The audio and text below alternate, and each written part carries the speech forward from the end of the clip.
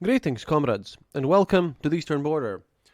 I intended to publish my interview with John Michael Gaudier today, but that'll be pushed back. I'll publish this on the 1st of May, since that's a neat date because I have to wrap around this month. Because so many things have happened, and I've had so many news and everything, and I've gotten comments about my last episodes not being very journalistic again. Well, here you go. Have a really fact-heavy episode for which I really pushed back a more narrative-oriented one about science and Soviet Union and how Soviets saw the future. By the way, check out Event Horizon podcast or check out John Michael Gaudier on YouTube. He's a great guy, and I was honored to be finally have a talk with some science podcasters and YouTubers. It was great, and I wish I'll do that in the future when I figure out what can I talk to them about. Turns out some of them are history fans. Who knew? But yeah, we have a lot of things. First of all, and like a short digest about everything, because we're going to be looking at Igor Girkin's stakes and some economy news. But most important stuff that has happened today is that the Parliamentary Assembly of the European Council basically just supported today a creation of an international tribunal in accordance to Russian war crimes, which is great. The Parliament of Canada unanimously admitted today that the actions of Russian soldiers in Ukraine are genocide, which is, great. In Belgorod, the city in Russia next to the Ukrainian border, once again, air defense systems had started working because right now Ukraine is getting more capabilities to actually strike targets inside of Russia. They don't have a lot of it, but they are now using these capabilities to strike oil bases and other logistics targets, thus continuing the Ukrainian strategy of, defending, but striking the logistics targets to wear down the Russian opposition. And we'll get to this more when I give my comments on Igor Girkin's takes on the direct situation on the front.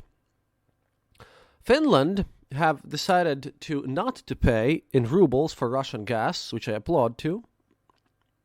On contrast, Hungary has agreed to pay for the Russian gas in rubles, and Peter Siaptro, I guess I can't pronounce his surname, the foreign minister of Hungary has stated this, and so. But to be honest, Hungary is a big surprise for all of us here in the Eastern Border, and all the people in the post-Soviet sphere, since they also were invaded by the Soviets, and remember the 50s, their uprising being crushed by tanks. I don't know what's happening in Hungary. And at the same time, Italian oil and gas company Eni is ready to open a ruble account in Gazprom Bank to pay for the gas, reported by Bloomberg. But I don't know really, because Italy is apparently very dependent on Russian gas, but Russia has been using this gas as a weapon, and they've been pretending to be nice and everything, but I don't know. I just hope to give you these news about the people who actually are now funding all this war. In contrast, something, kind of unexplained happening, as it's mostly Chinese as far as I know. The magazine AliExpress, which is a huge market from where a lot of people in Russia buy their all-important goods from China, they've stopped taking cards of the Russian banks who are under sanctions. At the same time, Russians can use something called a QIWI, QIWI, payment system, which is something of a Russian PayPal thing, as far as I know. It's really popular in Russia because it's anonymous and it doesn't have the same standards as PayPal does. Since, for example, just to keep you in the loop, when I get my donations, they all go to PayPal, and I had to prove to PayPal where I live that I'm not funding terrorism, had to send them pictures of my passport, my declared address, and had to send them my bills. It was a pretty difficult trip to get this whole system started, so quite happy about that. And QIWI is used by a lot of scammers, and it's kind of popular in Russia, but hey, that's at least interesting. The cosmetics company Coty which runs the popular brands of Max Factor and Rimmel, is also just now announced that they will also leave the Russian market. Right now, I don't even know. Right now, you can count the number of companies that have actually stayed in the Russian markets on a finger in one hand, I think. I don't know. Currently, because of how many Russian companies are leaving Russia, about 600,000 people already have been gone on a suspension or a leave or are under risk of being fired. And in total, the measurements and countenance order in Russia, that's that economy thing. That's the guys who respond for the economy. Alexei Kudrin, one of the more financial people, have stated that the fall of the Russian economy in 2022, as you can kind of administer now, would be about 8.8%. Inflation, well, in comparison to the basic prognosis, will be about 20.7%. However, well, this is Kudrin and these are official data. And at this point, inflation is already 11.32% at this stage, and it's just late April. However, well, the real prices on quite a lot of stuff have actually increased way more than that. But sanctions are really working. And also, this is impacting telecommunications sphere in Russia, since the operators of mobile networks, they have increased all the prices on existing tariffs on average on about 10%, and that is basically related to this whole war and sanctions. At the same time, one of the biggest hit spheres in Russian economy due to sanctions have been actually movie theaters. That's interesting because apparently the industry reports that in the next 2 months, about half of all the cinemas in Russia can be closed, since no one goes there, since you can't show American movies. And Russian movies are, well, I watch them, sadly, because I have to now and then, and some of them are really great, but most of them are basically trash. It's just crazy. And a municipal deputy in one of the Moscow districts, Alexei Gorinov, was also arrested and sent to prison because he apparently voted against, he voted against the war in one of the statements. They had to make a statement about the war in the municipal councils, and he voted against this. So now he's gotten himself arrested. But those are the economy news. Let's switch on my friend Igor Girkin to talk about the exact stuff going on the front lines. So, here are reports from Mr. Girkin. And I quote his Telegram channel because I translated it just right now, just so you knew. He only speaks about the Donetsk situation because that's the only place where active fights are happening. And, well, the reason why I didn't have any very extremely journalistic close-up episodes on this was because nothing much was happening, but now situation has changed. The region in the bit south of Izium, and yes, it might be good for you to open a map of this conflict to understand the locations, because, well, in audio format I can't really explain where everything is, but if you can take a look at the map, that would be nice. Region south of Izium. Hard battles in all the perimeter of the Russian Platzdarm are being held. Everywhere there are tactical movements.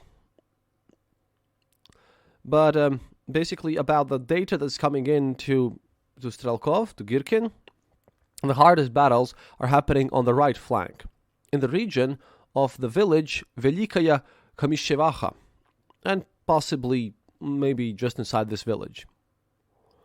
And at the same time on the very edge of this Russian assault, in the center of the Platzdarm, in the region and possibly in the territory of the village of Novaya Dmitrovka. And the problem is that, as Girkin states here, after we will take this village, and our soldiers will come straight to the kind of the highway of Barvenkovo-Slavyansk, and will create a threat of capturing it. However, this will be uneasy, so as all the villages over there on next to this highway are basically melted together in one huge agglomeration. You need to understand that all the battles happening currently on the front lines are very deeply tied in, and they're dragging out. The enemy, he speaks about the Ukrainian army here, like I said, I'm just using Igor Girkin so that you can't really say that I'm just using pro-Ukrainian sources. Girkin's very pro-Russian and very maniacal about this. The enemy, the Ukrainian army, has enough live forces so that not even looking at the lengthening of the front on this given theater of war, it has enough forces to allow the Russian forces to make deep movements inside. At the same time, the enemy, and again, he's speaking about the Ukrainian army here. Ukrainian army continues to pull back their forces with what they have left from their Platzdarm on the left coast of Severskaya Donca, from the region of Liman Yampol and Middle Donetsk highlands, leaving the more southern positions in this theater of war to be more reinforced. Most likely, it seems that the enemy is going to pull back his forces from the territories that he wants to pull off and reinforce the positions where the Russians are making the hardest advances. The Russian Federation and the Donetsk and separatist rebels are in no condition to basically stop this in any way or form. In total, and this is the important part that you have to take away from this Girkin statement, in total, the enemy, the Ukrainians, are defending very, very skillfully, very stubbornly, and they understand the situation and they understand their soldiers. There is no panic in the armed forces of Ukraine. And it is utterly clear to Mr. Girkin here, again, very pro-Russian source, that the command, the HQ of Ukraine, have decided their pull on of basically dragging out the war and winning time, so that the maximum damage and maximum losses can be basically inflicted upon the Russian Federation at a cost of very slow loss of territory. This is basically the NATO strategy as well that the NATO has planned for in this region, is that NATO is planning on a defense in depth. They don't care that much about territory.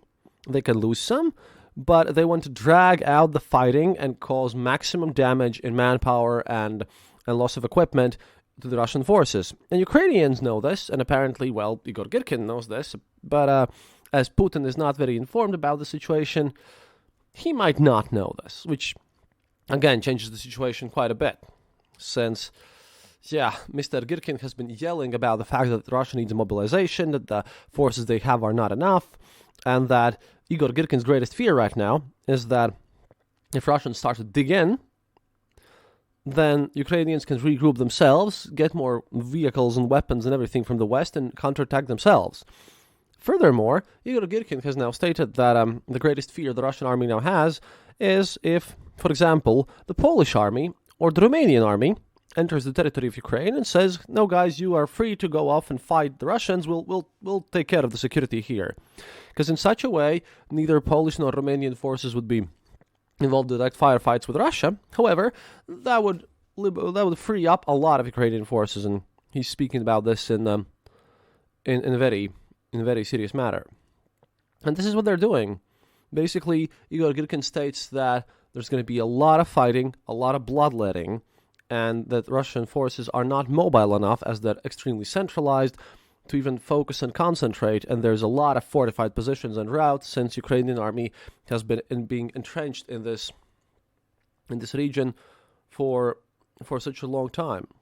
Also, Girkin is massively afraid of the fact that that Romanian army could again assault Transnistria and Moldova, and just handle the supplies which are stayed there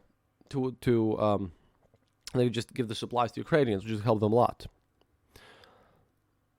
In the meantime, on, again, economy front, apparently Russia is now making more money from oil and gas than before the war started, since although, embargoes are slowly being put into order, but the price of oil and gas has increased so much that they can actually double this. And Finnish experts state that from selling in 2 months, from selling kind of hydrocarbons to EU, Russia has made about 44 billion euros.